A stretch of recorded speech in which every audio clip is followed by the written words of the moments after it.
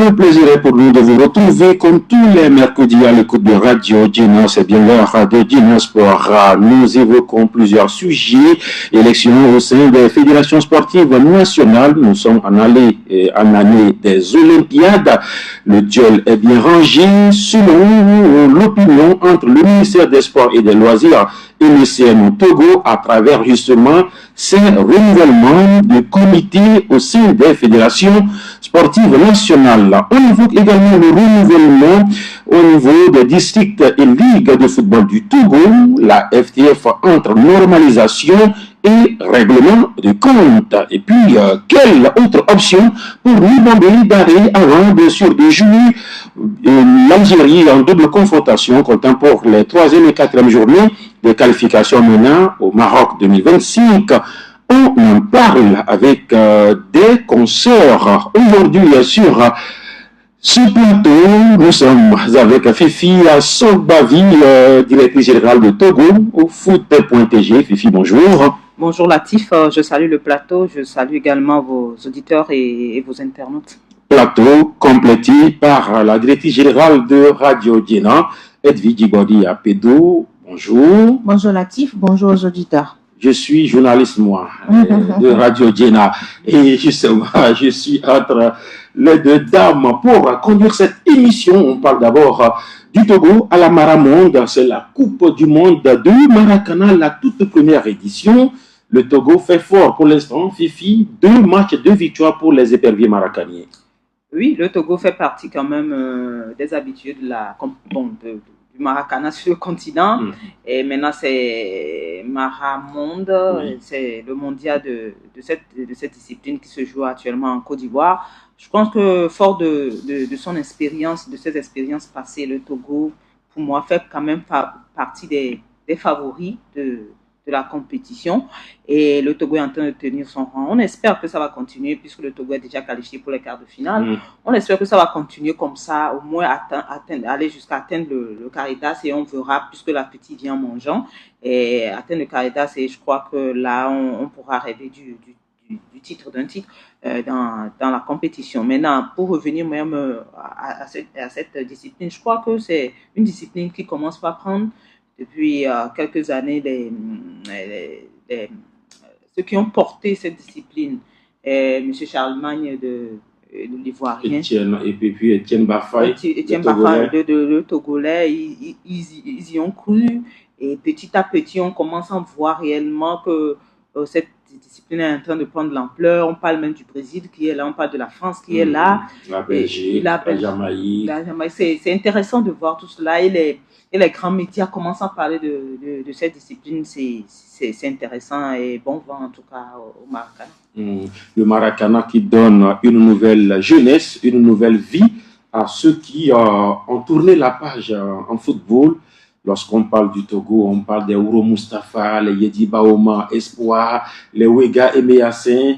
Ils ont fini de jouer au football, mais ils commencent maintenant une nouvelle vie au Maracana. Oui, c'est un football régal, je vais dire. C'est une discipline régal parce que vous finissez de jouer au foot, vous faites une carrière. Maintenant, souvent, quand vous finissez votre carrière, vous devenez oisif, c'est-à-dire que vous ne savez plus ce que vous allez faire à la maison et tout. Parfois, ils jouent dans les clubs de gaillards et tout. Maintenant, quand la discipline est arrivée avec l'initiative, ils se sont retrouvés dans cette discipline-là, ce qui fait qu'on a une équipe assez assise, puisque quand on parle des fondateurs ou bien des initiateurs de cette discipline, vous l'avez dit tout à l'heure, il y a un Togolais qui figurait parmi les premiers responsables. Aujourd'hui, on ne peut pas parler du mondial du Maracana sans le Togo. C'est comme si on était à la base de la création de la FIMA a été créée à Lomé. Oui. La fédération africaine, on va dire, internationale a été créée à Lomé. Il y a eu des compétitions même à Lomé. Et depuis, le Togo a une fédération qui essaie tant bien que mal d'initier des activités au plan national. Maintenant, il y a une compétition internationale. Je pense que c'est normal qu'on retrouve le Togo maintenant sur le plan performance. Ce sont des anciens footballeurs et dans une compétition, on ne parle plus de régal, on parle en fait, c'est d'une récompense devant et donc il faut aller chercher le titre. Aujourd'hui, ils sont en quart de finale. Il faut bien jouer ces quarts de finale, là, chercher peut-être le premier trophée de cette édition. Le Togo qui a gagné justement le premier trophée de la première Coupe d'Afrique des Nations au niveau des vétérans. Mais cette année, pour cette première Coupe du Monde, on parle d'un format arc-en-ciel. Le format a fait polémique, mais le Togo est dedans. Le format arc-en-ciel, c'est un mélange. Les seniors et les vétérans. Les seniors, les vétérans et même les jeunes. Ouais. Voilà. Ça fait polémique, mais le Togo est quand même dedans. Oui, le Togo est dedans. Je crois qu'on a dit beaucoup de choses. Le Togo fait partie de ceux qui ont porté cette discipline dès le début. Donc, le Togo, quoi que soit le problème, le Togo est quand même... Le Togo fait partie de ceux qui émettaient des réserves par rapport à la nouvelle formule. À la nouvelle formule, bien sûr, mais maintenant, on ne doit pas tout le temps déserter parce qu'on n'est pas d'accord. Je crois que c'est avec le temps, ils doivent plus en parler. Je ne sais pas comment c'est organisé à ce niveau, mais ils doivent pouvoir s'asseoir et en parler véritablement pour mettre les bases même de l'organisation du mondial du Maracana. Parce que est-ce que le Maracana doit prendre en compte les jeunes? Parce que ce qu'on sait là, c'est un peu comme les Gaillard Club. C'est un peu comme les Gaillard Club au niveau du football où on retrouve ceux qui ont peut-être plus de 45 ans. Et c'est un jeu, un football sur du tartan sans contact. Sans contact. Avec des règlements différents. C'était la base. C'est ce que nous avons toujours vu au Maracana. Maintenant, si ça doit évoluer, je crois qu'ils doivent ensemble en parler pour voir dans quelle mesure on peut peut-être rejeter 2 ou 3 jeunes. Et comme on le fait au niveau des gaillards de temps en temps dans l'organisation de certains tournois. Il y a justement des quotas par âge. Par âge, peut-être à partir de 40 ans. Oui, à partir de 40 ans, on peut dire peut-être 3 ou 2 de 40 ans peuvent intégrer. Tout ça là, il va falloir en parler, en discuter pour aller de l'avant. La Côte d'Ivoire a eu des difficultés pour démarrer. Match nul, il a fallu les tirs au but, mais les Ivoiriens se sont repris, sont qualifiés également. Dernier sujet ou bien dernier point lié à ce sujet, on parle quand même des équipes européennes, mais avec des joueurs atypiques, les Yacouba, les Kouassi, dans les rangs belges, dans les rangs de la Jamaïque, dans les rangs de l'équipe de France. C'est quoi ça? Qu'est-ce qu'on peut retenir de ça? Moi, je me dis, vous savez qu'il y a plusieurs Africains qui sont actuellement dans plusieurs pays occidentaux. Vous avez cité certains pays tout à l'heure. Maintenant, quand on veut promouvoir une discipline et que ça part de l'Afrique, il faut se baser sur des connaissances qu'on a au niveau de la diaspora. Des Africains qui ont la nationalité. Qui ont la nationalité dans certains pays. Aujourd'hui, il faut passer par là pour amener les autres aussi à maîtriser la discipline et à embrasser et à s'intéresser à cette discipline-là. Donc, je pense que c'est ce pourquoi on retrouve des noms africains au niveau des Keita, des oui, au niveau des... Par exemple, quand vous allez au Brésil, il y a une communauté africaine assez forte au Brésil. Et donc, c'est normal qu'on retrouve des Africains qui ont la nationalité brésilienne venir jouer cette compétition. Maintenant, il revient à cette diaspora ou bien à cette équipe-là qui est mise en place de travailler pour amener les Brésiliens d'origine même à intégrer. Mais je dis que le Brésil est arrivé avec de vrais Brésiliens. Bon, d'accord. Maintenant, quand on prend par exemple la Belgique, la France, la Jamaïque, c'est-à-dire la France aussi, aujourd'hui, quand vous prenez l'équipe de football de la France, c'est 100%, on va dire presque 100% africain. Ça ne fait pas 100%. J'ai dit presque. Il y a presque 100% africain. Il y a des Griezmann, il est parti, il y a des Giroud qui sont sur le banc, mais parfois quand on sort le 11, c'est que vous vous retrouvez avec l'Afrique. Donc c'est la même chose aussi qu'on retrouve aujourd'hui au niveau du Maracana. Et donc moi je ne trouve pas de problème par rapport à ça. Juste avoir, quand on dit l'équipe de France, on aurait pu quand même avoir un vrai breton dans l'équipe de France pour quand même illustrer que c'est l'équipe de France. Bien sûr. Il n'y a que des Noirs. Il y a que des Noirs, mais c'est à l'image, comme l'a dit tout à l'heure, c'est un peu à l'image de l'équipe de football. Bientôt on aura 11 entrants totalement africains avec le départ de Griezmann. Il va peut-être rester Rabiot. Est-ce que Rabiot sera encore truc là? Même le gardien avant, quand on parlait de l'équipe de France, on savait qu'au moins le gardien. Au moins, il y a Lloris, mais maintenant, même quand vous avez Brissamba, vous avez Mike Menya, même Areola, ce n'est pas un blanc, non? Donc, vous voyez, mais maintenant, c'est de savoir est-ce qu'ils sont français. Aujourd'hui, le monde est devenu un petit village planétaire où tout le monde, je quitte le Togo, je vais m'installer en France, je quitte le Togo, je m'installe au Brésil, si je joue au ballon. Là, je prends la nationalité française. Je suis français. Si on allait à Bénin, nous, on peut aller à Pédo, ou bien aller à Sobavi, tout simplement. Il n'y a rien à dire. On aura parlé de la Maramonde. On évoque maintenant les élections au sein des fédérations sportives nationales. C'est l'année des Olympiades, c'est comme ça s'appelle, non? Oui, c'est l'année des Olympiades, c'est l'année, on va dire, d'après les Jeux, en fait, les Jeux Olympiques. Dès que les Jeux Olympiques finissent, il faut aller vers le renouvellement des instances. Aujourd'hui, le CIO a amené, il y avait des réglementations où il fallait amener les fédérations à s'aligner sur les Olympiades parce que on ne peut pas avoir des fédérations qui dépassent les Olympiades. Ça, vous avez 4 ans pour préparer votre discipline, vos athlètes à participer aux Jeux Olympiques. Et après les 4 ans, souvent c'est sur les résultats même qu'on juge la performance d'une équipe ou pas. Même l'équipe dirigeante, on juge la performance de l'équipe dirigeante et on se dit, OK, il faut aller vers le renouvellement de cette équipe-là. Donc aujourd'hui, toutes les fédérations, je pense, ce sont pratiquement toutes les fédérations. Il y a certaines qui sont encore là, mais... La FTF ne s'est pas encore alignée. C'est pourquoi je dis pratiquement. Vous n'écoutez pas, mais pratiquement, mais presque. Comme quelqu'un disait que le football n'est pas un sport olympique. Alors qu'il y a l'équipe olympique qui joue souvent. Et donc, aujourd'hui, presque toutes les fédérations se sont alignées à ce système-là sur les Olympiades. Et donc, d'ici, je pense, la fin du mois d'octobre, et il y aura des renouvellements un peu partout. Cela a commencé dans certaines fédérations déjà. Oui. Et justement, les élections qui ont commencé. Et là, quand on parle des élections, c'est qu'on parle aussi d'un comité national olympique qui devrait se renouveler. Et voilà, c'est des enjeux déjà. Voilà. Le mot bien trouvé, ce sont des enjeux aujourd'hui. Et pour le CNO même Togo, puisque le CNO Togo aussi le bureau sera bientôt renouvelé. Et ce sont les fédérations qui élisent les membres du CNO. Donc, du coup, tout le monde a à ses yeux, en tout cas les candidats, les potentiels candidats au CNO ont leurs yeux rivés dans ces élections-là. Et moi, ce que nous espérons, c'est que tout se fasse dans le respect des tests et dans le respect des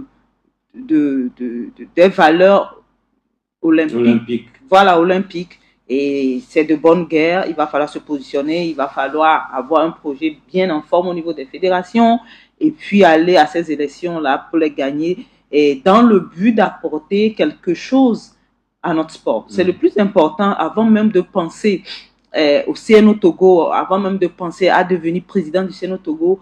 Au niveau des fédérations, il faut qu'on mette des gens. Pas parce qu'on a un intérêt, pas parce qu'on veut obligatoirement être président du CNO, mais parce qu'on veut apporter quelque chose à une certaine discipline dans une catégorie donnée. Voilà, c'est ce que moi je pourrais dire par rapport à ça. La fédération de badminton a refait confiance à Takassi Kikpa, voilà, qui tue, voilà, Takassi Kikpa, voilà. Je sais qu'il y a un autre nom là, Tikoyabe, voilà. Takassi Kikpa Tikoyabe qui rempile pour 4 nouvelles années. Il y a également le président Akpaki même qui est réélu à la tête de la Fédération togolaise de judo. Il y a la Fédération des sports pour tous qui a changé de main avec Ben Kalidiora Atta. C'est des enjeux aujourd'hui lorsqu'on évoque aussi la Fédération togolaise de volleyball qui sera normalement en assemblée le 12 octobre. Et là, on parle de deux pôles où le président sera face à son premier vice-président. Et dans l'opinion, on évoque un challenge entre un candidat du CNO et un candidat du ministère des Sports. Edwige Japelou. Moi, vous savez, quand les élections arrivent, vous êtes libre d'être candidat si vous avez la confiance de certains délégués.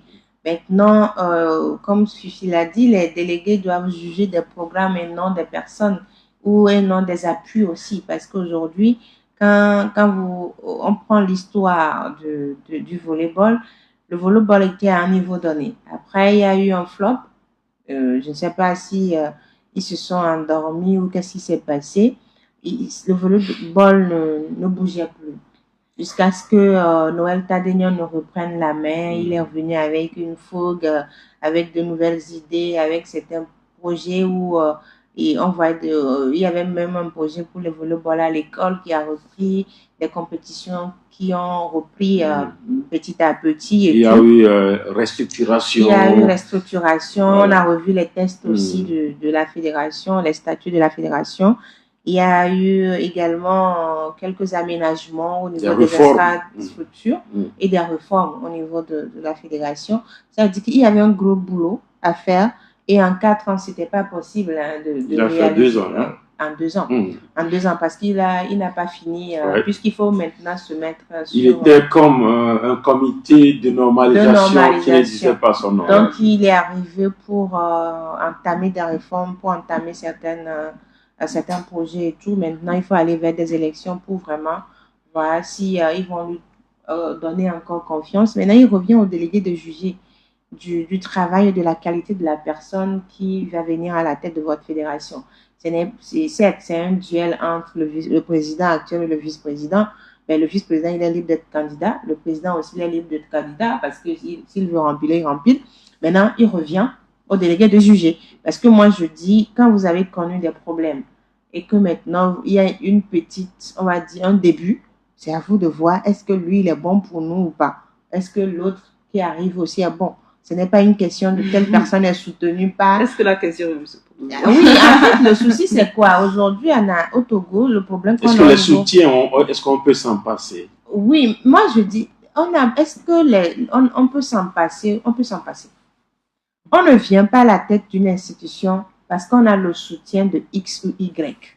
On vient à la tête d'une institution parce qu'on a un projet. Mais si votre projet n'est pas soutenu, est-ce qu'il peut passer? Mais pourquoi on doit aller vers ces histoires? Et donc, moi, en tant que simple citoyenne, ayant un projet pour, par exemple, la fédération, je ne sais pas, une fédération, je vais dire juste une fédération. De hockey? Non, le hockey n'a pas de problème. Donc, voilà pourquoi je ne vais pas citer. Donc, d'une fédération, je ne suis pas libre d'être candidate. Je dois être libre d'être candidat. Maintenant, il revient aux délégués de juger mon programme pour voir si le programme est bon pour leur discipline, pour le développement de leur discipline. Il n'est pas question qu'on dise que j'ai le soutien de Fornia Singbe, le président de la République, ou que j'ai le soutien de tel ministre, ou que j'ai le soutien du Premier ministre. C'est-à-dire qu'aujourd'hui, il faut qu'on se démarque de ces habitudes-là. C'est ce qui fait que souvent, quand la personne arrive, on dit « Ah, c'est le candidat de... » On vote. Mais quand on est assis, on regarde. C'est le candidat de... Quand il n'y a pas d'activité, on dira que c'est parce que c'est le candidat de... C'est pourquoi il n'y a pas d'activité. Et souvent, c'est parce que c'est à cause de ça aussi, les gens ne le font pas. Que bon, moi, j'ai le soutien de telle personne, je fais ce que je veux. Mais si c'est que vous arrivez avec votre programme et les délégués vous votent avec votre programme, à un moment donné, on peut vous dire, on va vous défier, vous démissionnez parce que vous êtes arrivé pour faire quelque chose et vous ne le faites pas. Donc, il faut se départir de ces histoires de soutien. Un bon ou mauvais projet, est-ce qu'on peut se dérober des soutiens? Fifia Sobani. Moi, j'ai abordé un peu dans le même sens que je vais chuter en répondant à ta question. C'est que aujourd'hui, j'ai dit tout à l'heure ce que le problème se pose. Quand vous voyez le travail qui a été abattu au niveau du volleyball, moi, je crois qu'on ne doit même pas se poser cette question-là. Et ce qu'il y avait avant, ce qu'il y a eu avec l'arrivée de M. Noël Tadegnon à la tête, tous nous l'avons vu. Maintenant, est-ce qu'il faut encore venir parler de soutien dans ce cas-là? On doit normalement s'en tenir au travail qui a été fait, au projet qui arrive et tout ce qu'on a comme chantier. Peut-être qu'il y a mieux que lui. Bon, il y a mieux. On a vu d'où il a sorti le volleyball. Voilà. Mais maintenant, nous sommes en Afrique et plus particulièrement au Togo. On a l'impression que pour arriver à la tête d'une institution, pas seulement dans le sport, il faut avoir des soutiens. Et les soutiens, ça commence même par sa famille. si vous n'avez pas le soutien de votre famille, vous ne pouvez pas peut-être même sortir. De votre famille, de votre Et conjoint, après, de votre enfant. voilà. Donc, Voilà, le soutien, on ne peut pas s'en passer. La famille, c'est pas... On a l'impression aujourd'hui qu'on ne peut pas s'en passer. Comme si c'était pratiquement obligatoire. Comme si ce sont les rois qui font les rois. Qui font les rois, en quelque sorte. Mais c'est vrai, non? Malheureusement, c'est vrai. Malheureusement, c'est la réalité. C'est ce qui fait reculer nos sports. Voilà. En fait, ça ne devait pas être ainsi. Mais malheureusement, c'est la réalité. Et tu peux avoir un très bon projet. Tu peux faire un très bon travail. Mais si tu n'as pas certain soutien, c'est possible que tu ne sois pas élu. Aujourd'hui, on évoque un président face probablement à son premier vice-président. Mais ça arrive tous les jours, hein? Non, mais ça, ce n'est pas un souci. Tous les premiers vice-présidents ont été souvent... Non, des ambitieux. Des ambitieux. Les premiers vice-présidents, c'est comme si quand le président a fait la phase... Ah oui, c'est pas un souci. On a des ambitions. C'est-à-dire que vous avez fait un bureau, vous avez observé, vous vous êtes dit, ben maintenant, j'ai la capacité de prendre la tête de cette fédération. Donc, vous pouvez être candidat. Il n'y a pas de problème par rapport à cela. Maintenant, si vous êtes face à votre président, ben je dis, celui qui juge, c'est celui qui va aller voter. C'est celui qui juge. Et c'est là où on dit, il faut juger des programmes. Il faut voter des programmes. Nos fédérations ont des problèmes parce qu'on ne vote pas des programmes. Quand on prend la fédération de handball, le handball, je ne sais plus combien d'années je dois retourner en arrière, je ne sais pas. Mais quand le handball était sous, je parle de la fédération, était sous M. Auguste Dogbo, on a vu le handball au Togo. C'est-à-dire, c'était un handballeur qui a appris le handball et on a vu le handball au Togo. C'est-à-dire le niveau du handball, les activités, l'attraction du handball, on a vu. Il est parti, une autre personne est arrivée, on a vu ce que ça a donné. Mais un président qui arrive, qui fait 2 mandats, c'est-à-dire qui fait 8 ans, si je dis bon moment, et qui dit que le championnat n'est pas une fin en soi, mais ce même président voulu accorder un second mandat. C'était le président Gabriel Ketemepi pour... Gabriel Ketemepi pour nos auditeurs. C'est-à-dire que vous lui accordez encore un second mandat. Ça veut dire qu'on a un problème dans le choix des présidents de nos fédérations. On ne choisit pas de programme, on ne choisit pas l'avenir de nos disciplines, mais on choisit des têtes, et on choisit des têtes qui sont soutenues par ces personnes, entre guillemets, qui sont des faiseurs de rois. Non, c'est pas possible. Oui. Aujourd'hui, si on veut aller vers cela, on va mourir. On a vu le hand. Le hand, jusqu'à présent, ne se relève pas. Jusqu'à présent, le hand ne se relève pas. Le basketball, il n'y a pas eu ces soucis, mais il y a eu des problèmes quand la dame était là. Madame Lawson était là après les parties. André Gongo est arrivé avec une fougue, avec un projet, avec des ambitions. On a vu ce que ça a donné. Madame, comment elle s'appelle? Ginette Adekambi est arrivée. Oui, elle a commencé quelque chose, mais sincèrement, moi, je reste sur ma soif par rapport à ce que j'attendais du basket, parce qu'elle a été aussi basketteuse. Quand vous prenez le volley, Noël Tadigno a été volleyeur, il connaît les problèmes du volley. On ne dit pas que le volleyeur a la tête d'une fédération de volleyball, mais on dit quelqu'un qui porte un programme. Aujourd'hui, quand on prend le football, on a vu, oui, il y a une petite stabilité au niveau du football, mais quand M. Akobi va partir, vous allez voir ce qui va commencer. C'est-à-dire qu'il y a une stabilité, peut-être il n'y a pas de crise. J'ai dit, vous ne m'écoutez pas.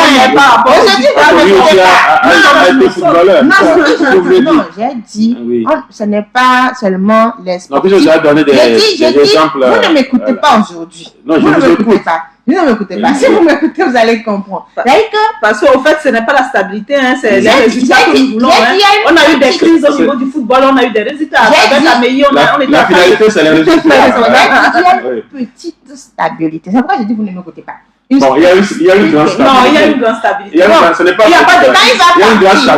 va partir, vous allez voir les mouvements qui vont commencer. C'est pour dire... Bon, entre les crises et les résultats et la stabilité sans résultat, vous choisissez quoi finalement? Bon, c'est la même chose. Ce que moi je dis aujourd'hui, c'est qu'il faut qu'on aille vers... le nettoyage. Il faut toiletter au niveau de nos fédérations. Il faut nettoyer. Toiletter, et c'est justement le moment de toiletter en réalité. Ce que je voulais dire, je disais que on a besoin des projets et tout ça. Moi, le problème aujourd'hui, c'est que si tu as des projets, tu n'as pas de soutien.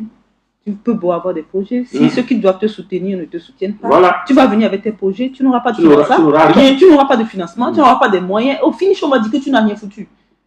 Moi, j'aurais préféré qu'on ait des projets et que ceux qui doivent soutenir ne soutiennent pas rapport au projet. Et aujourd'hui, quand vous présentez des candidats et qu'on dit que voilà, tel candidat est soutenu par le CNO et que ce candidat est soutenu par le ministère, c'est qu'il y a déjà un problème. C'est un problème. Il y a le vainqueur, ça suppose qu'il n'y aura pas les deux soutiens. Ça veut dire que ça montre clairement que le CNO et le ministère ne sont pas en accord. Ça veut dire qu'il y a un problème au niveau des deux. C'est un secret de polichinelle. Voilà, donc notre problème, le problème du sport est un problème profond. On a l'impression que les gens ne se rendent pas compte de nos problèmes. Parce que là, quand les deux entités ne s'entendent pas, jusqu'à aller à ce niveau, où chacun présente son candidat, ça veut dire même qu'au niveau de l'élection... Ils ne l'ont pas présenté officiellement. Bon, selon ce qu'on entend, on a des soutiens de celui-ci, on a des soutiens de celui-là. Ça veut dire même qu'au niveau des élections du CNO, il y aura problème. Et quand il y a problème au niveau des élections du CNO, c'est que c'est tous les sports qui sont en problème, au fait. Et on a l'impression que ça n'intéresse pas les gens. Les gens ne voient pas l'avenir de notre sport. On voit la tête plutôt. Mais plutôt des guéguerres qu'on veut alimenter. Pour moi, c'est vraiment... Comme vous avez parlé d'élection, il y a eu élection au gouvernement, entre guillemets. Et voilà, Lydie Bessikama a été réélue. Voilà, maintenant, les élections au CNO arrivent. C'est aussi un enjeu. C'est un enjeu, moi je dis. On n'a pas besoin de cette guéguerre qui est là depuis... Parce que Lydie est là. Ça fait plus de 3 ans, non? Ça fait plus de 3 ans. C'est-à-dire qu'on n'a pas besoin de... Pourquoi ils ne peuvent pas s'entendre? Mais ça, il faut que les deux personnalités viennent sur le plateau, on va leur demander. C'est quoi le problème? C'est quoi le problème? Parce qu'aujourd'hui, on parle de l'avenir du développement des sports. On ne parle pas du développement de la ministre des Sports, on ne parle pas du développement du président du CNO. On parle du développement des sports. Et pour faire cela, il faut des personnes à la tête des institutions. Des personnes qui regardent dans la même direction. Dans la même direction. Mais aujourd'hui, je ne sais pas pourquoi les deux personnalités n'arrivent pas à se mettre ensemble. C'est-à-dire que ça ne peut pas fonctionner quand c'est comme ça. Et il y aura toujours des guéguerres. C'est-à-dire que celui-ci va tirer les ficelles, là, l'autre va tirer. Et celui qui a des problèmes, ce sont les sports. Celui qui aura des problèmes, ce sont les sports. Aujourd'hui, on tend vers un système où, si tu es bien avec X, Y te ferme les portes. Si tu es bien avec Y, X te ferme les portes. Là, ça veut dire que les sports ont un souci au Togo. Et là, il faut s'asseoir pour régler tout ça, pour avancer. On n'est pas là, oui. C'est comme on est dans un service, on va se taper dessus, hein. Mais après, on va travailler ensemble. Parce que l'heure du travail sort, on se tape dessus, mais après, on travaille pour le développement de l'entreprise. Si ça ne va pas, on vous met dehors. C'est ça. Donc, je dis aujourd'hui, il faut aller vers l'attente. Il faut se dire qu'on est à la tête d'une fédération, d'une institution pour le développement des sports. Et les sports sont pratiqués par des jeunes, la majorité. Si aujourd'hui, ça ne va pas au niveau des sports, et si les jeunes décident de faire un mouvement, il y aura un souci dans le pays. C'est-à-dire vous parlez à qui? C'est-à-dire, je parle au chef de l'État. Au chef de l'État. Oui, parce que si les sports, ça ne va pas, et à un moment donné, les footballeurs d'un côté, les handballeurs, les basketteurs, les tennismen, c'est-à-dire que... Il n'y a pas question de parti politique. C'est-à-dire que les jeunes disent, je veux pratiquer le sport que j'aime, je veux aller défendre le drapeau du Togo à l'extérieur comme je peux, mais donnez-moi les moyens pour le faire, on n'a pas besoin d'une guéguerre. Aujourd'hui, ça veut dire qu'au niveau des fédérations, là, on aura à chaque niveau, il y aura toujours un candidat du... Il y aura un du ministère ici et puis un du CNO de l'autre côté. Ce que je vois là, ce qu'on voit, la ligne qui est en train d'être dessinée là, d'être tracée là, c'est le CNO qu'on vise. C'est que chacun, soit le président du CNO aujourd'hui, sûrement veut se repositionner encore, et il a besoin d'avoir ses lieutenants pour les élections. Ah oui. Et au niveau du ministère, on veut amener ses soldats aussi. Ses soldats aussi. On a besoin d'être lieutenant pour placer son général peut-être. Donc, ce qui se dessine, c'est qu'au niveau de des élections, au niveau de chaque fédération, on aura un candidat du ministère et un candidat du CNO. Oui. Malheureusement, où allons-nous? C'est le titre d'un poème. Où va le monde? Pour ne pas dire où va le Togo. Vous êtes sur le Togo d'espoir. L'espoir du Togo. On aura parlé justement de ces élections au niveau des fédérations sportives nationales. Les élections, il y en a un peu partout à la Fédération togolaise de football, mais ce sont les démembrements qui sont bien sûr dans l'actualité, les districts, les ligues. Lorsque vous faites un tout petit peu le panorama, ça se passe bien dans certaines contrées, mais ce n'est pas le cas dans d'autres contrées. Aujourd'hui, d'aucuns disent que la fédération est dans le rôle de normalisatrice, mais aussi de règlement de comptes. Bon, pour le règlement de compte, peut-être que moi, je ne suis pas très bien informée. Ce que je sais, c'est que les clubs sont, je dis les clubs, les districts et les ligues sont arrivés pratiquement en fin de mandat et il faut les renouveler. Je vois que dans pratiquement les contrées, on est en train de renouveler sans problème. Et bon, sauf qu'au niveau des savanes, le chronogramme a été rejeté, voilà. Et quand on parle de savane, on parle justement du président, voilà, qui a fait front à un moment donné par rapport au stade, aux infrastructures. Amadou Nouroudine peut-il se repositionner face à un bureau qu'il a défié à un moment donné?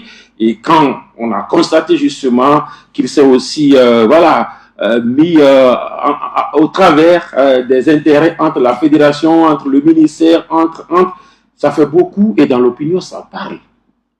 Bon, est-ce que le chronogramme a été rejeté par la fédération parce que ça ne respectait pas les dispositions ou qu'il y a des frondeurs. Il y a des frondeurs. Oui, au niveau des savanes. Donc, ça veut dire qu'il y a des frondeurs qui ont envoyé une note à la fédération. Donc, je pense que la fédération veut apaiser un peu et puis demander à ce que cela soit... Oui, il y a eu quelques dysfonctionnements, c'est-à-dire quelques soucis dans la relation entre la savane et la fédération à un moment donné, jusqu'à ce que le ministère intervienne. Et c'était en rapport avec les infrastructures, puisque les savanes étaient épuisées, puisqu'il faut descendre pour jouer à Kara et tout, et les moyens ne suivent pas. Ça, on comprend cet aspect. Parce que, oui, se déplacer sans un bonus supplémentaire, c'est que c'est épuisant à un moment donné. Et donc, on a compris qu'il y a eu ce petit souci, ce souci-là entre la fédération et les clubs de la savane. Mais après, je pense que le problème est résolu. Il y a des terrains maintenant? Non, il n'y a pas de terrain. Il y a des travaux. Non, je parle de la compréhension, en fait. Ils se sont compris parce qu'il y a des discussions qui ont été menées sur cet aspect. Maintenant, il y a un travail qui a commencé pour la construction. Il y a des pauses. Oui. Les premiers coups. De marteau. Voilà. On se connaît dans ce pays. Hein. De pioche ou bien comment on dit, voilà. Donc, ça peut traîner 3-4 ans, 5 ans. Hein. Coup de marteau, coup de pioche. Ça, c'est la construction des infrastructures. C'est en fait l'apanage de l'État. Et donc, à travers son ministère, le ministère des Sports. Maintenant, si c'est 4 ans, c'est le ministère qui décide. Si c'est 5 ans aussi, c'est le ministère qui décide. Maintenant, non, moi, je ne suis pas totalement d'accord. Ah non. C'est ce que je dis, les moyens... Les moyens, moi je parle. La fédération peut poser quand même des tapis aussi sur comme elle a fait ailleurs. Elle a fait ailleurs. Il y a des projets de la FIFA qui viennent. Oui, mais ici on a fait un coup de marteau. C'est le ministère qui a fait le coup de marteau. Moi je parle de ce projet. Je ne parle pas encore des projets de la fédération. Je parle du coup de marteau ou bien de... J'espère que vous ne parlez pas de la chanson ivoirienne. Non, je ne parle pas de ça. Parce qu'il y a un truc qui a été fait. Maintenant on attend de voir ce qui va sortir de ce terrain-là. Mais maintenant, on est à l'étape des élections. Donc, s'il y a des fondeurs qui demandent à ce que, le chronogramme... Il y a eu des contestations. Et la fédération a décidé d'interrompre. Oui, donc on arrête leur processus. De mettre un comité... Est-ce que ces contestations... Moi, je veux savoir. Cette contestation, c'est quoi, en fait? Sont fondées. Est-ce que ces contestations sont fondées? Il faut d'abord voir si ces contestations sont fondées. On ne se lève pas pour contester et puis on donne raison aux contestataires. Il faut d'abord savoir si ces contestations sont fondées. J'espère que ces contestations sont fondées et que selon les tests qui régissent la fédération... Jusque-là, il n'y a eu que la Ligue des Savanes Il y a des contestations. Il y a des contestations, voilà. Avec des antécédents. À Cara, il n'y a pas eu de problème. À Centrale, il n'y a pas eu de problème. Et dans les plateaux, tout. Même à Lomé, tout le moment. Non, à Lomé, tout le moment n'est pas encore sorti. Voilà. Mais pour le moment, il n'y a pas de problème. Mais il se fait comme un hasard que c'est dans les savanes. Oui, il y a eu. Il y a contestation il y a eu des problèmes avec la fédération. Voilà. Et puis il y a des contestations. Et puis la fédération qui prend. Donc c'est un hasard, peut-être. Là, ça commence à ne pas être un simple hasard. Ça commence à ne pas être un simple hasard. Maintenant, comme je l'ai dit, je n'ai pas idée des contestations. Pour savoir si la fédération a raison de toute façon, quand il y a un petit problème, la fédération doit intervenir. Mais maintenant, quand il y a un petit problème, et que c'est seulement au niveau des savanes, où il y avait eu des antécédents avec les dirigeants. Qu'est-ce que vous insinuez? C'est comme si on peut en attendant d'aller voir dans cette contestation, comme si on veut faire... des gens ont été montés, vous voulez dire? Peut-être. Ou bien, on peut se demander si ça n'a pas un lien avec les problèmes qu'il y avait eu en les problèmes antécédents. Je pense que rien n'est fortuit, déjà, Pedro. Pourquoi c'est dans les savanes qu'il y a problème? Les clubs qui ont contesté et qu'il y a un courrier qui a été envoyé. C'est la même chose au niveau de l'AC, du district de l'AC aussi. On parle de la Ligue d'abord. Non, c'est-à-dire qu'aujourd'hui, moi, je ne veux pas m'attarder sur ce qui s'est passé avant. Non? Si ils ont raison, bon, la fédération a le droit d'arrêter les choses. Voilà. Comme au niveau du district de l'AC aussi, il y avait eu un problème, on a dit d'arrêter, puisqu'il fallait arrêter pour arrêter l'hémorragie aussi, parce que on crée encore d'autres soucis au niveau de certaines institutions. Maintenant, si ils ont raison, bon, la fédération aussi a raison d'arrêter les choses et de normaliser. Voilà. Maintenant, si ils n'ont pas raison et que la fédération veut normaliser, ça veut dire que la fédération aussi n'a pas raison. Donc, moi, je n'ai pas le contenu de ce qu'ils demandent pour voir vraiment s'ils ont raison ou pas. Voilà, on parle des listes non conformes, voilà, donc, des personnes non qualifiées. Bon. Voilà, donc si la fédération joue son rôle, pour l'instant, moi je ne veux pas aller tirer jusqu'à dire, bon, c'est l'histoire qui revient, c'est l'autre problème qui revient. Non, mais on fait des hypothèses, on émet des hypothèses. Les hypothèses vont à la vérité. C'est pour aller à la vérité. Sinon, la Ligue Lomé aussi va commencer bien. La Ligue Lomé, justement, puisqu'on en parle, la Ligue Lomé a vu sa requête rejetée. Voilà, la Ligue Lomé n'aura pas 6 mois, mais aura jusqu'à fin octobre pour se renouveler. C'est bien, Fifi? Fin octobre, on peut dire fin octobre. Fin octobre, oui. Ça glisse dans novembre? Non, le processus s'achève début d'élection. L'élection... Normalement, c'est début novembre. Début novembre, le 2, je crois. C'est ça. Donc, c'est pratiquement fin octobre, début novembre. C'est pour être dans les règles. Dans les règles? Normalement, c'est octobre. Par rapport aux dates, c'est-à-dire, il faut que la liste soit publiée tel jour avant l'élection. Si on reste sur le 30, on n'aura pas respecté voilà, au délai. Voilà, donc c'est un peu ça. C'est pourquoi je dis... Ça va glisser un tout petit peu. En novembre. Voilà, donc jusqu'à maintenant, comme tu l'as dit, la requête a été rejetée. Et ça, la fédération, pour moi, avait totalement raison. Parce que au niveau de la Ligue, il y avait tout le temps pour pouvoir organiser. Ce n'est pas la dernière minute, je crois, que la fédération... que vous n'avez pas pu faire en 4 ans. Non, ce n'est pas en 6 mois. Voilà, donc d'aller aux élections. Et pour le moment, je crois qu'au niveau de la Ligue, on a compris. On a compris, maintenant on est dans cette démarche-là de respecter les dates et d'aller aux élections. C'est la Ligue charnière, comme on le dit. Elle doit montrer l'exemple, mais ce n'est pas le cas. Montrer l'exemple dans l'organisation des compétitions, montrer l'exemple dans l'organisation des assemblées générales, montrer l'exemple même dans la gestion, dans la gouvernance. Mais c'est cette ligue qui fait entorse à tout, en fait. Mais bon, moi, je me dis, ben oui, elle va défendre. Elle va partir de ce bureau. Elle n'est pas ici. Je n'ai pas défendu, j'ai été claire avec toi. C'est normal. C'est juste pour piquer un peu. Donc, je me dis, cette ligue-là, à un moment donné, il faut qu'elle montre l'exemple aux autres, parce que c'est la grande ligue. C'est la Ligue Lomé doit être la ligue exemplaire, en fait, de la fédération. Et c'est avec cette ligue, on se dit, ben, faites comme la ligue, mais on ne va pas aller nous dire, faites comme la ligue de Gara. Ben, ça veut dire que vous laissez maintenant le choix à Gara de montrer l'exemple. Donc, la ligue sont au même titre. Non, si on dit, on parle en fait, de ce qui se faisait avant. Quand on prend les activités, la ligue Lomé Golf, c'est-à-dire que ce n'est pas ça, quoi.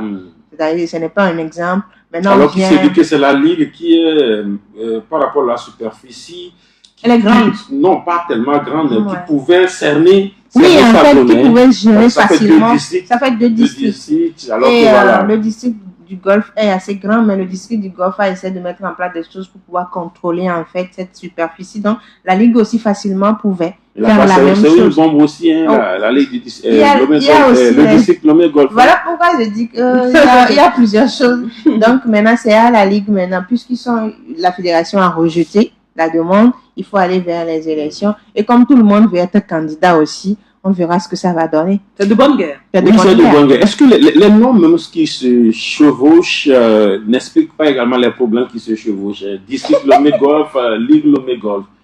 Parce que là, ici à cette barrière. Non, j'ai du mal à cerner. Ça fait district Lomé Golf, Ligue Lomé Golf. Il n'y a pas de rien. Parce que, en fait, dans le il faut songer à changer déjà de nom, hein, parce que Ligue Lomé Golf, ça n'est pas Ligue Lomé. Grand Lomé. Non, c'est la Ligue régionale du Grand Lomé. Ouais, voilà. Lomé Golf, c'est comme si ça s'arrêtait. Lomé Golf, c'est le district. Grand Lomé.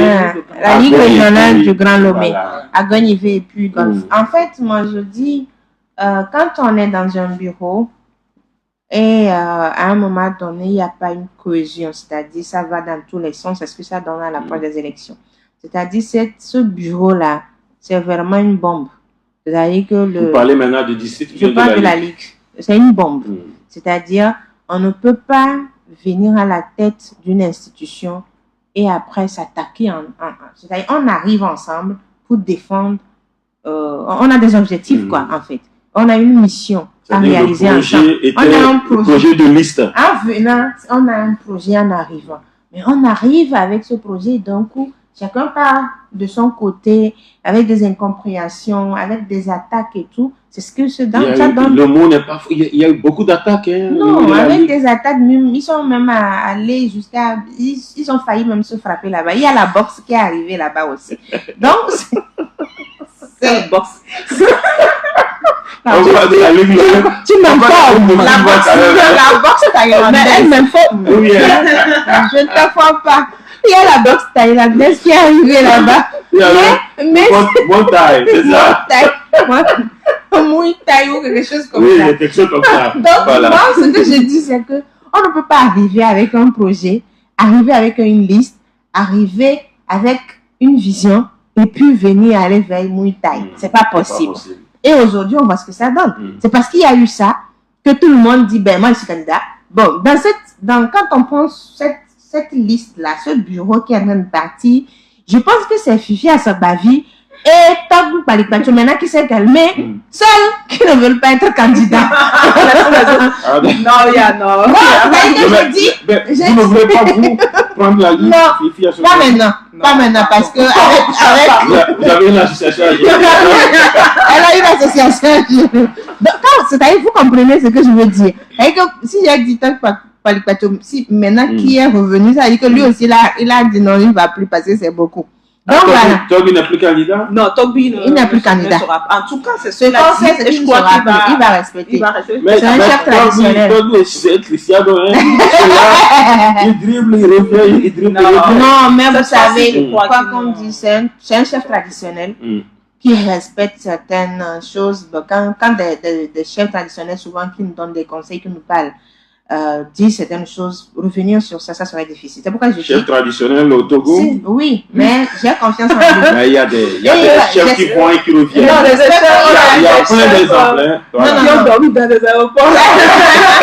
Mais j'espère que la confiance qu'on porte en lui, parce qu'en tant que garant des us et coutumes, j'espère, si nous garant des paroles. Est-ce que vous voulez dire? Des us et coutumes. Oui, maintenant c'est là où je vais l'amener. D'accord. Donc, j'espère parce que sur ce plateau, on a confiance en lui. Maintenant, au-delà de tout, elle aussi, elle a une autre association à gérer, donc elle n'a qu'à quitter dans cette histoire de Muay Thai. Donc, quand on prend le reste, vous voyez la bombe qui est assise là-bas, la fédération aussi doit bien gérer. Et que la fédération évite de mettre aussi de l'huile sur le feu. Est-ce que moi je veux dire une minute, je ne vais pas revenir dans les débats, qu'est-ce qui s'est passé, non. Moi je pense qu'au niveau des élections, qu'on laisse les gens soit... On parle d'élection de liste. Donc, si je suis tête de liste, qu'on me laisse choisir. Faire votre liste. Voilà. Parce que si celui-ci appelle, vous dites il faut mettre celui-ci dedans. Si celui-ci appelle, il faut mettre celui-ci dedans. Ça va en même temps pour les élections au niveau des... Poisson, crabe. Au niveau des fédérations. Je parle même des élections au niveau des fédérations, au niveau des ligues, au niveau des districts. Quand c'est élection de liste, je suis là, je viens, Latif peut travailler avec moi. C'est parce que tu as une vision que tu me fais appel. Voilà, donc je pense que ça peut régler aussi une partie du problème. C'est important. Hein. La FIFA même l'a compris quand elle a instauré les élections de liste. Ailleurs même on élit le président et puis il fait sa liste. Oui, oui. Puis, parce que si on laissait le système de il faut élire à chaque poste, ça pose un problème. Je peux dire, moi j'ai été élu, je ne suis pas avec toi. Et donc de l'élection à la FTF. On va se créer des ennuis. En 2007, voilà. Le scrutin de liste, en fait, vous amène à venir avec quelque chose ensemble et à porter cela jusqu'à la fin de votre mandat. Parce que nos élections de liste, là, nos scrutins de liste deviennent au finish des élections poste par poste. Voilà. On dit, si je dois te soutenir, mon cousin doit être dedans. Mon oncle, mon oncle de mère doit être dedans. Ma copine aussi. Ma copine doit être dedans. Voilà ce qu'on aura fait le tour. Hein. On retient que la fédération a sommé les ligues et les districts de renouveler leurs instances d'ici fin octobre, début novembre. Voilà, au cas échéant, il y aura peut-être... Je suis prêt à normaliser. On va normaliser. Je suis prêt à normaliser, voilà. Toujours à l'écoute de Radio Djena, on parle maintenant des éperviers du Togo. Daré Nibombé a-t-il d'autres options? On l'a vu face au Libéria, on l'a vu face à la Guinée-Bissau. Nibombé Daré a-t-il d'autres options dans cette double confrontation face au Fennec d'Algérie? D'autres options en termes d'effectifs, en termes de joueurs? Dans tout, d'autres options. Non, moi je crois que... Moi je vais revenir... qu'est-ce que je peux dire? Je crois que Nibombé Daré devait continuer par le travail qui a été fait jusqu'à son arrivée. C'est vrai que Duarte est parti et n'avait pas de résultats, ça c'est clair. Duarte avait du mal à gagner, mais on voyait quand même une équipe qui se formait. Et pour moi, Nibombé Daré devait venir dans cette logique-là, avec cette équipe qui se formait, peut-être venir à injecter 2 ou 3 joueurs de plus et puis avancer au fil des matchs, corriger ce qui doit être corrigé. Il est venu rapidement et rapidement, il a voulu mettre à place quelque chose propre à lui. Si ça avait marché, parce que pour moi, ça n'a pas marché, si ça avait marché, on aurait applaudi, on aurait dit, il est venu avec ses idées, il a peut-être tout cassé, mais ça a marché. Mais ça n'a pas marché parce que sur les 2 matchs, on a 2 points. On a vu une équipe du Togo, franchement, qui n'a pas fait bonne impression. Pour moi, que ce soit à Lomé ou que ce soit en Guinée équatoriale, le Togo n'a pas fait bonne impression. Et surtout le match à Lomé qu'on perd pratiquement. On fait un match nul en fin de match comme cela. On prend un but franchement bête sur une touche où il y avait pratiquement tous les joueurs dans le camp adverse et dans la surface de réparation. Pour moi, il y a du travail. Il y a du travail et à ce niveau-là, quelques jours de ce match-là, on ne va pas lui dire, reviens encore sur ce qui se faisait avant, mais il a le devoir de nous trouver la recette pour prendre des points face à l'Algérie. Parce que les éliminatoires finissent en novembre et on risque d'arriver en novembre et à la fin de ces éliminatoires, le Togo est éliminé et lui-même, il perd la face sur 6 matchs en l'espace de 2 mois. Parce qu'il arrivait, il était porté par tout un peuple où tout le monde se disait c'est un Togolais qui a eu ce diplôme, qui est le même niveau que les Blancs, il faut le prendre. Et on a vu tout ce qu'il a lui-même, il a fait autour de sa nomination, il est arrivé. Ce serait dommage qu'en l'espace de 2 ou 3 mois, qu'il pète totalement la face et que ça soit quasiment fini. parce qu'après, ce sera compliqué. Vous voyez? Donc, il a l'impérieux devoir pour moi. Je ne vais pas lui dire aujourd'hui, il faut prendre ce joueur, il faut amener celui-ci, il faut sortir celui-là.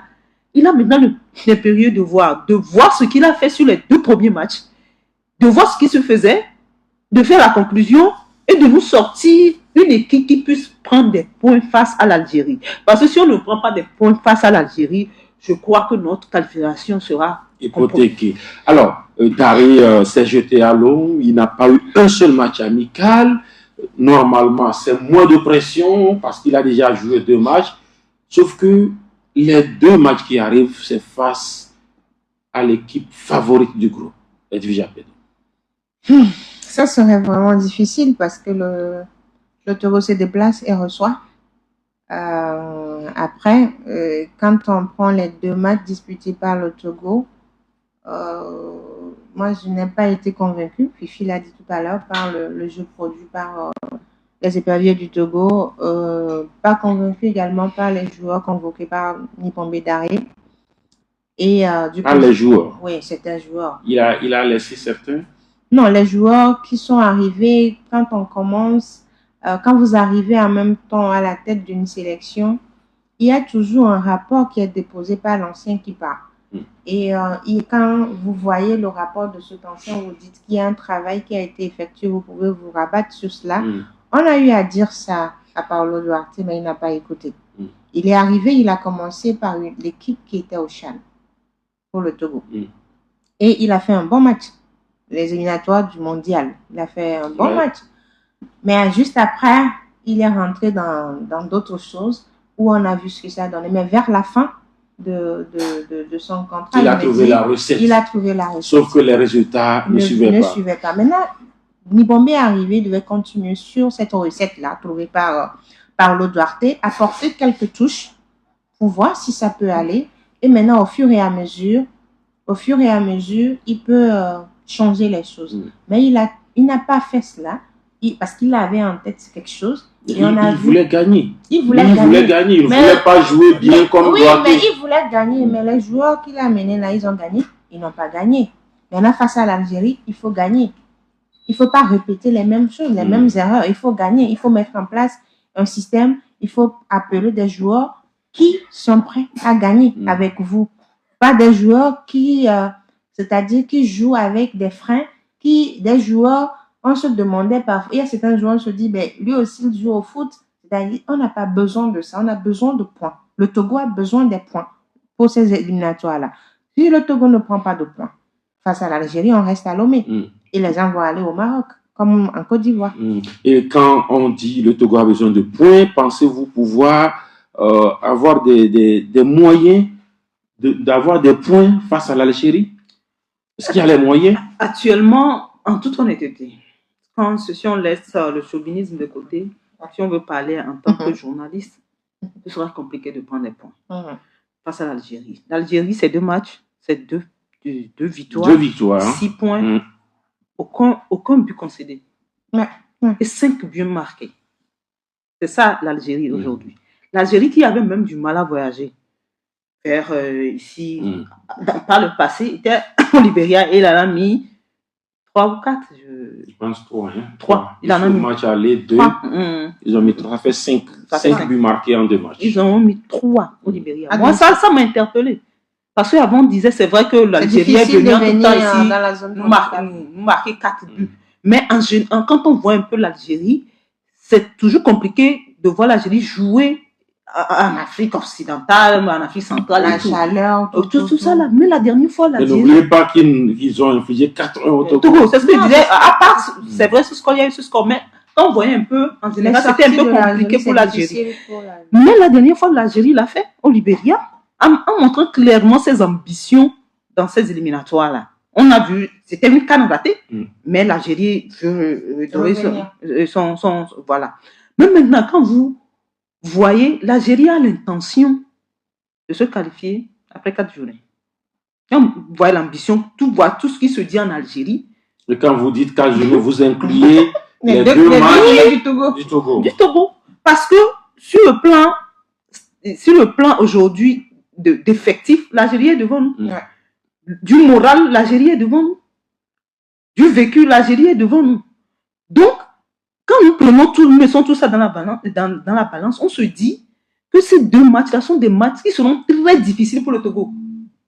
Mais maintenant, comme on a l'habitude de le dire, sur un terrain, maintenant avec un peu de chauvinisme, sur un terrain, 90 minutes, tout peut se passer. Peut se passer. Et ça peut arriver et si le Togo, ça se joue dans tous les sens.